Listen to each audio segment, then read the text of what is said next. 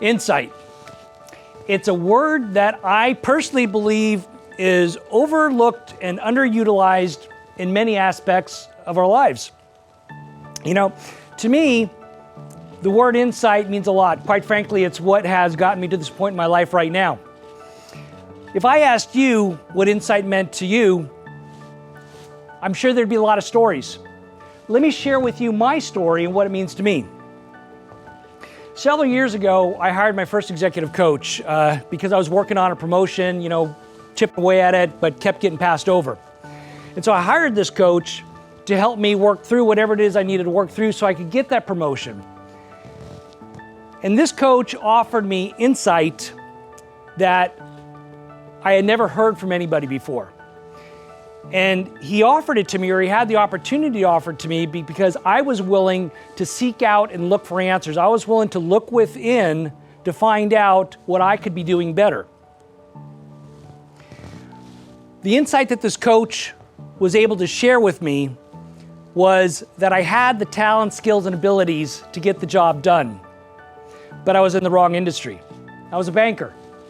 But what he pointed out to me was that I was somebody who should be in the helping profession, which is why I'm a coach and speaker now. And so I shifted gears, which was a little unnerving at the time, right? Because it's, hey, I've been a banker for 20 years. But I became a coach and speaker, and doors started opening for me that I had never looked for, and opportunities came my way that I couldn't have made happen if I tried. So it was an amazing journey that, again, couldn't have happened without the insight.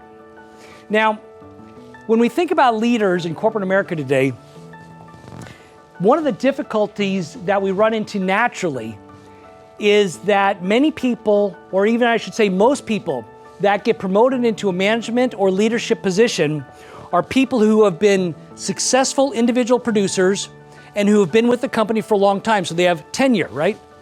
Now, it makes perfect sense. You've been a successful individual producer, you have been with the company for a long time, maybe the most time in that area, so naturally you're the one who's going to get promoted. But I guarantee you, not everybody wants to necessarily be promoted, and not everybody is necessarily suited to be promoted. And I guarantee you they haven't done the insight, the work to figure out if that's really what they want. Because insight will mean that they have figured out the reason why. Why do they want the promotion? What do they want to accomplish? What's important to them about it? See, we've all worked for a great leader, and you know one when you're working for one because their talent, skills, and abilities shine through. But when we have somebody who isn't necessarily a leader, doesn't necessarily want to be a leader, but they were the ones who should be promoted because of what we've set up, the tenure, the individual producer success, and so on, then what we get is we get problems. And we get somebody who's not happy, not only the person who's in the new position, but the people usually who are working for them as well.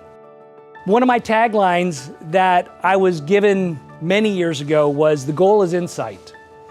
It's a very simple phrase, but it means so much to me because not only is the goal insight, looking within and understanding yourself, but once you understand yourself, once you find yourself in the right position, doing the right thing, the things that are natural to you, the goals that you put out in front of you are achievable.